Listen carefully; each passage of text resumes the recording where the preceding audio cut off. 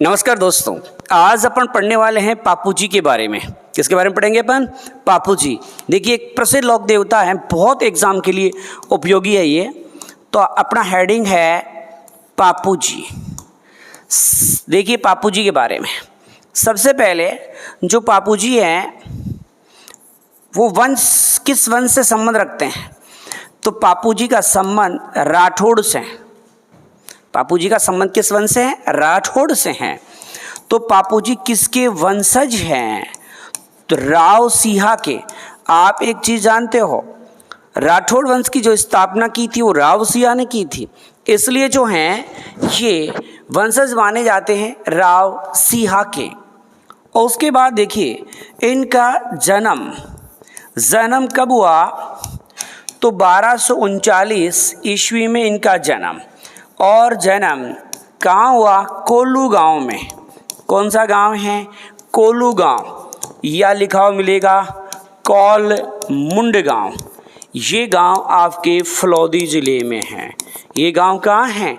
फलौदी ज़िले में है। तो यहाँ पर इनका जन्म होता है। तो कोल्लू गांव या कौलमुंड गांव फलौदी में पापू जी का जन्म होता है।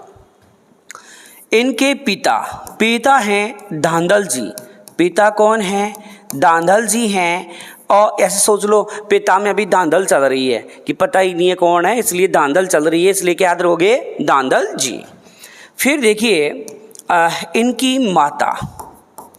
माता जो हैं वो कमला दे है। लेकिन वास्तव में इनकी माता कौन है?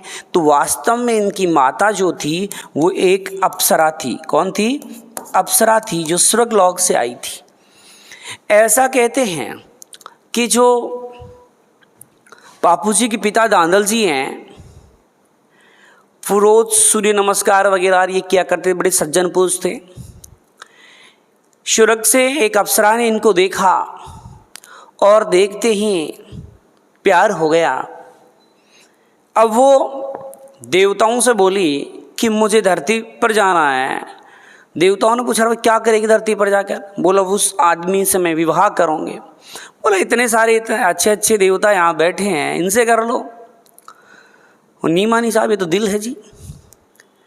अब अप्सरा को सहस्रथ देवता धरती पर भेजते हैं। आती है धांधल जी के सामने। धांधल जी इतनी सुंदर थी कि धांधल जी भी देखते हुए रह गए और धांधल जी को भी प्यार हो गया। धांधल जी ने तुरंत प्रपोज कर दिया इनको। अप्सरा तो आई इसलिए थी। अप्सरा ने कहा कि मैं विवाह तो कर लूँगी, लेकिन विवाह की 3 शर्त है। और आप जानते हो जब शादी ब्याह होता है तो 3 क्या 13 शर्त लगाए तो क्या होता है? जैसे अपना होते हैं ना, वह छोरो एकदम बढ़िया है, गुटको मिराज खाई कौन है, बोतल के हाथ ही कौन लगा। तो इस प्रकार की शर्तें होती है। तो उस समय 100% लड़का खरा होता है और शादी के 6 महीने बाद पता चलता है कि क्या है ये। तो यहाँ 3 शर्त क्या थी देखो। शर्त में एक शर्त तो ये थी, इस अप्सरा ने धांधल जी को कहा कि आप जब भी मेरे रूम में आओगे मुझको पूछ कर ही रूम में आओगे, ऐसे नहीं आओगे कि मैं आई कमीन बीननी तब वो कहेगी कमीन बींद आ जा भाई, ऐसे पूछ के आओगे। बोला ठीक है जी, पूछ के आ जाएंगे, इसमें क्या है। दूसरी शर्त बोल। तो इस अप्सरा ने कहा कि दूसरी शर्त यह है कि मैं इसी महल में नहीं रहूँगी, मेरे लिए अलग महल बना के दो। इसने कहा कि जा बना दूंगा, ये भी दिक्कत नहीं है। बोला तीसरी शर्त बोल। बोला तीसरी शर्त यह है कि ये 2 बात किसी को नहीं बताएगा। इस प्रकार से ये 3 शर्तें लगा करके लगी, कॉन्ट्रैक्ट हुआ इनके बीच में, शादी कॉन्ट्रैक्ट, और इनकी शादी हो गई साहब। अब शादी के बाद सब कुछ ठीक चलता रहा, बच्चा हो गया। बच्चा कौन? पापू जी। अब देखो कभी ना कभी माइंड में आ ही जाता है, या दोस्त भी तो बड़े कमीने होते हैं। उन्होंने कहा होगा कभी धांधल जी को कि यार क्या औकात है तेरी पत्नी तुझे रूम में नहीं जाने देती और तू पूछ के अंदर जाता है, ऐसा कुछ कह दिया होगा बेचारे को। अब साहब एक दिन दांदल जी ने सोचा कि ऐसा क्या है कि मुझे रूम के अंदर वास्तव में जाने नहीं देती, मैं पूछ के जाता हूँ, आज मैं बिना पूछे जाता हूँ। देखें पापू जी के जो पिता है दांदल जी, उसने जूतियाँ ली हाथ में और चुपचाप रूम के अंदर, और जो दांदल जी है रूम के अंदर प्रवेश करते हैं तो दांदल जी की आंखें फटी की फटी रह जाती है। उसने ऐसा सीन देखा अंदर जिसकी कल्पना नहीं की थी कि अंदर इस प्रकार का भी कुछ हो सकता है क्या है। साल भर से बोला मुझे तो पता ही नहीं है, ऐसी बातें हैं अंदर। और आंखें क्या देखती है दांदल जी की आंखें, देखती है कि एक शेरनी है जो बच्चे को दूध पिला रही थी। एक शेरनी थी जो बच्चे को दूध पिला रही थी। कहने का मतलब उस समय वो अप्सरा शेरनी के वेश में थी और पापू जी को दूध पिला रही थी। दांदल जी को जैसे ही अप्सरा ने देखा और अपने रूप में आई, शेरनी से अपने रूप में आई और आगे कह रहा, दांदल जी एक तूने क्या दांदल कर दी, अरे अपना शादी का कॉन्ट्रैक्ट टूट गया आज, ले पकड़ छोरो माँ चाली गजबर पानी न। मतलब अपना कॉन्ट्रैक्ट अब तक था अपना समाप्त हो चुका है। अपनी शर्त ही पहले विवाह की यही थी कि रूम में जब भी आओगे पूछ के आओगे, तो तू बिना पूछे आया है इसलिए मेरे को वापस जाना पड़ेगा। और अप्सरा यहाँ से चली जाती है। अप्सरा जब जाती है तब पापू जी बच्चा था, वो रोने लगता है।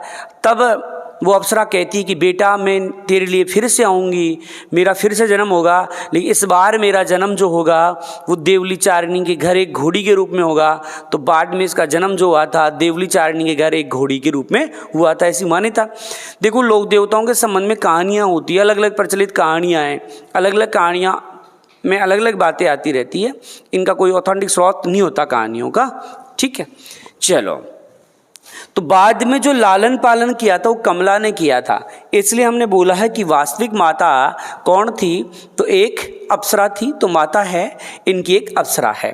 चलो अब देखो इनकी पत्नी देखिएगा, पत्नी कौन है, सुप्यार दे या फूलम दे, दो नाम है, फूलम दे भी है और दूसरा नाम जो है सुप्यार दे भी है। ये अमरकोट के एक शासक थे सूरजमल सोढ़ा, उसकी पुत्री थी। तो इसके साथ में जो है इनका विवाह होता है। अब देखिएगा इनकी घोड़ी का नाम क्या मानते हैं, तो इनकी घोड़ी जो है केसर कालमी। देखो केसर कालमी, ऐसे नहीं लग रहा कि केसर कौलमी। देखो यहाँ भी एक चीज़ आप याद कर सकते हो आसानी से, इनका जन्म हुआ था ना कौलमुंड में, ऐसे नहीं लग रहा कोल करने का मुंड हो। देखो ये गांव कोई हार्ड शब्द नहीं है, कॉल मुंड, कॉल करने का क्या हो मुंड हो। जैसे शाम को समय कॉल करने का मुंड कर रहा है, आप 10-20 मिनट किसी से बातें करते हो, है ना, तो ऐसे तो जीवड़ो ही नहीं लागे। तो कौलमुंड जोधपुर में था पहले, आजकल कौलमुंड कहाँ है, तो फलौदी ज़िले में है। चलो, तो यह केसर कालमी इनकी घोड़ी है। गुरु का नाम जो है वो क्या है, तो समर्थ भारती इनके गुरु का नाम है। गुरु का नाम जो है वो क्या है, तो समर्थ भारती इनके गुरु हैं। गोगा जी के भक्त जो फेरे लेते हैं वो 3.5 लेते हैं। गोगा जी नहीं, पापू जी पढ़ रहे हैं, पर पापू जी के जो भक्त हैं वो कितने फेरे लेते हैं, तो 3.5 फेरे लेते हैं। क्यों, क्योंकि पापू जी ने भी कितने फेरे लिए थे, 3.5 फेरे लिए थे। कैसे, देखो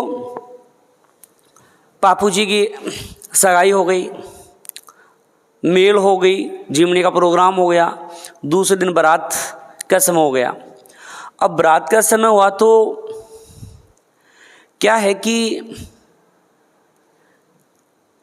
पापू जी के पास में घोड़ी नहीं थी और तोरण मारते घोड़ी पर। तब ये दौड़े दौड़े जाते हैं देवली चारणी के पास, देवली चारणी को धर्म बहन बनाया हुआ था, और जाके बोले देवली चारणी तेरी घोड़ी दे। देवली चारणी कहती है मैं घोड़ी नहीं दे सकती।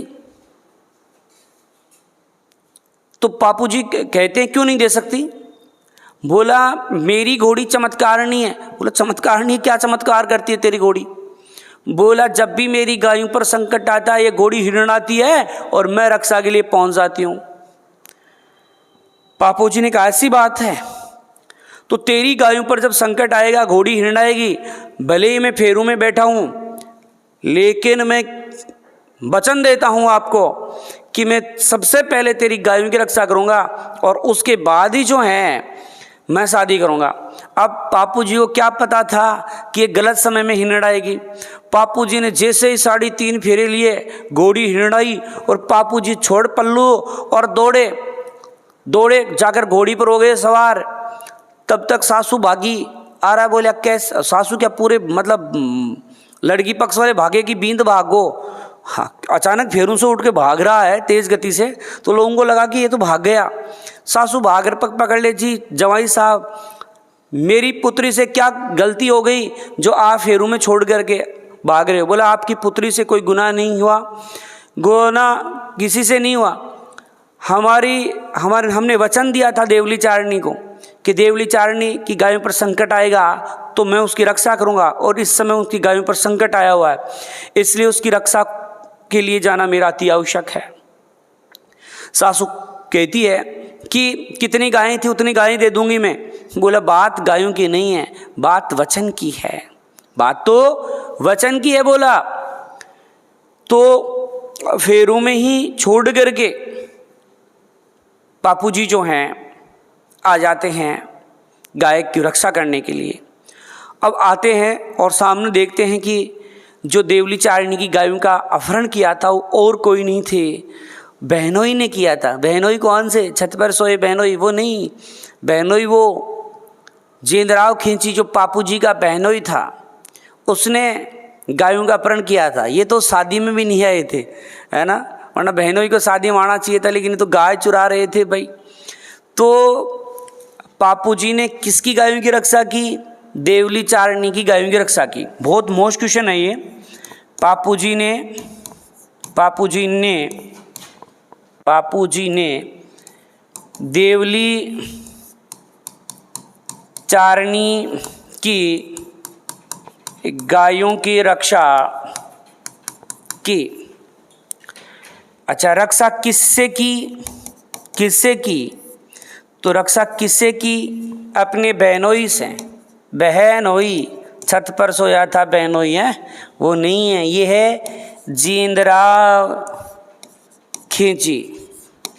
इससे जेंद्राव खींची कहाँ के? नरेश थे। नरेश का मतलब राजा, तो ये जायल के थे। अब बताओ कहाँ राजा होकर के जायल नागौर में, और एकदम जाहिल बना सा काम किया है, गायों को चुराया है। तो जायल नागौर के नरेश थे, इनसे युद्ध किया इन्होंने।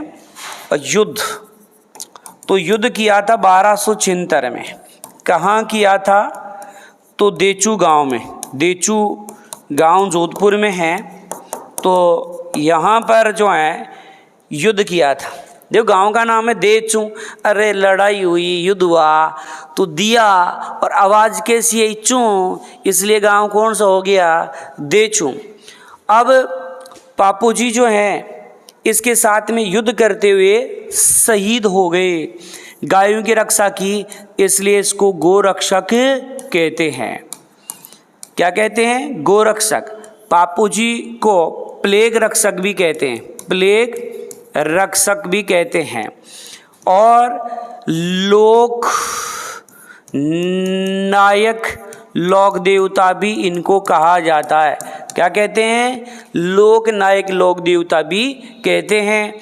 और देखिएगा साथ में इन्हें हाड़ फाड़ का लोक देवता भी कहते हैं। महर जाति के मुसलमान इन्हें पीर मान करके पूजते हैं। पापू जी को क्या मानते हैं? महर जाति के मुसलमान पीर। महर जाति के मुसलमान इनको पीर मानते हैं और फिर पूजा करते हैं। इन्हें ऊँटों का लोक देवता भी कहते हैं। ऊँटों का क्या कहते हैं? लोक देवता।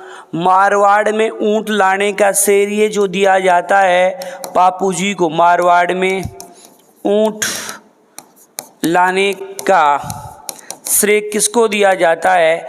तो ऊँट लाने का श्रेय है मारवाड़ में वो पापू जी को। ऊँट बीमार होने पर पापू जी की पूजा करते हैं, और यदि ऊँट ठीक हो जाता है तो पापू जी की पड़ बचवाई जाती है। ऊँट बीमार होने पर होने पर पापू जी की पूजा करते हैं, पूजा करते हैं। ऊँट ठीक होने पर, ऊँट ठीक होने पर पड़ बचवाई जाती है, बचवाई जाती है। यदि ऊँट ठीक हो जाए तो पापू जी की पड़ बचवाते हैं।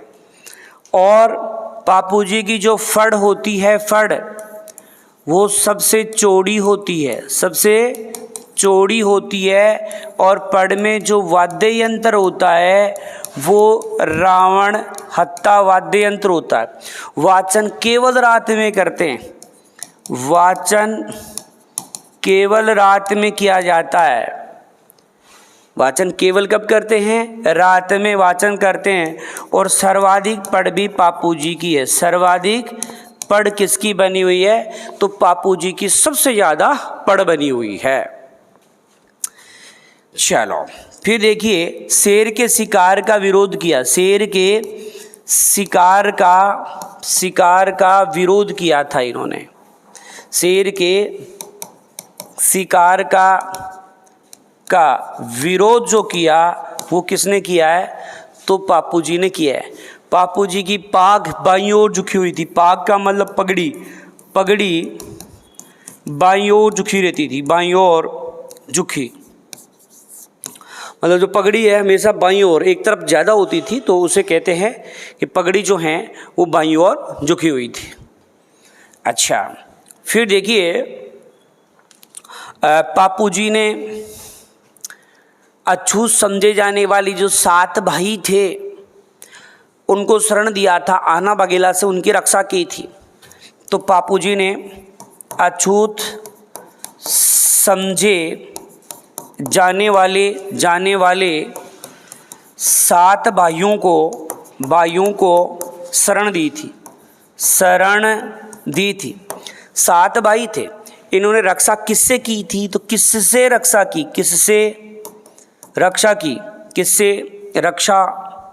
रक्षा की तो ये की थी आना बघेला से। आना बघेला इनको मारना चाहता था। कौन मारना चाहता था? आना बघेला।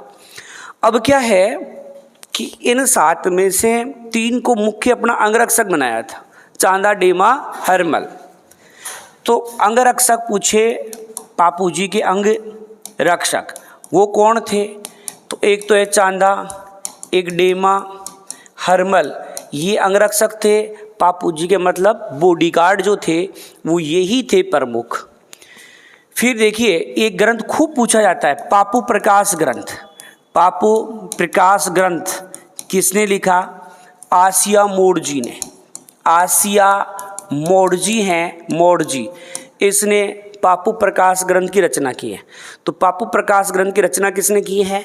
आसिया मोड़जी ने की है। एक है पापू जीरी बात, पापू जीरी बात, ये किसने लिखी है?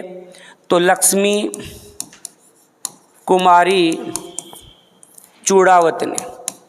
लक्ष्मी कुमारी चूड़ावत है, उसने पापू जीरी जो बात है इसकी रचना की है। किस जाति में अधिक पूजे जाते हैं? तो देखो, भील,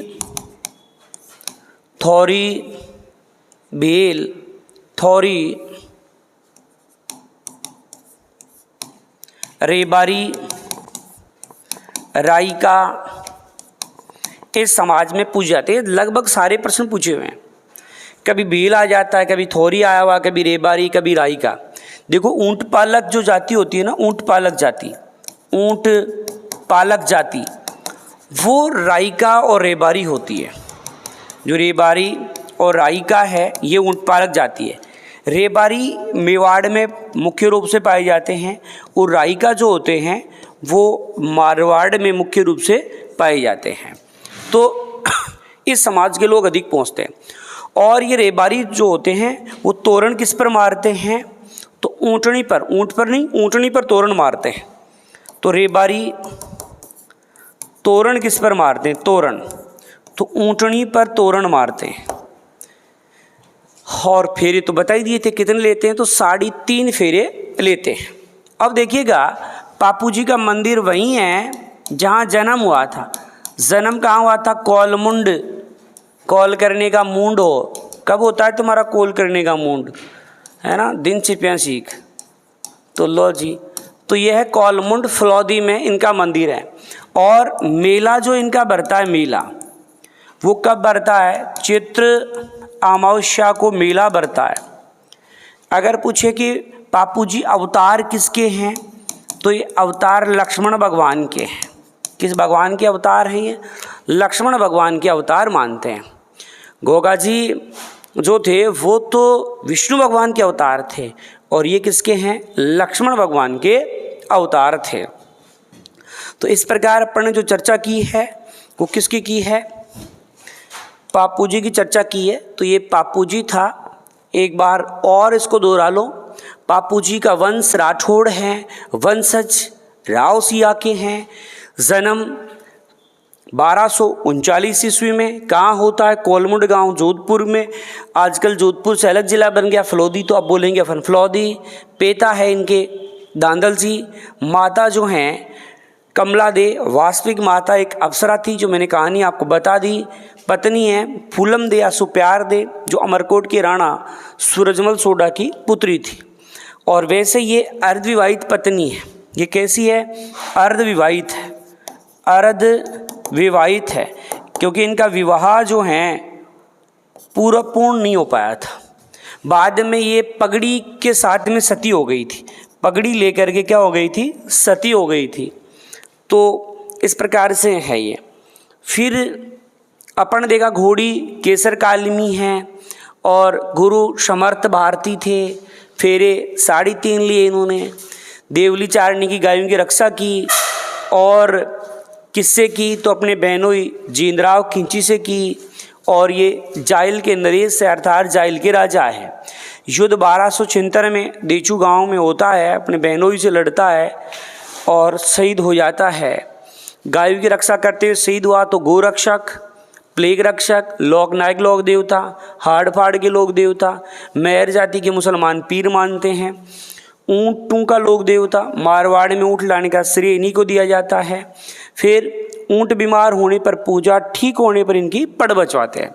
पड़ सबसे चौड़ी होती है, और वाद्य यंत्र जो होता है रावण हत्ता होता है। वाचन केवल रात में करते हैं। सर्वाधिक फड़ बनी हुई है। शेर के शिकार का विरोध किया इन्होंने।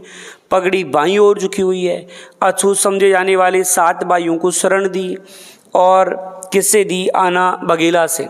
अंगरक्षक चांदा डेमा हरमल है, पापू प्रकाश आसिया मूर्जी ने। पापू जीरीबाद जो हैं लक्ष्मी कुमारी चूड़ावत ने।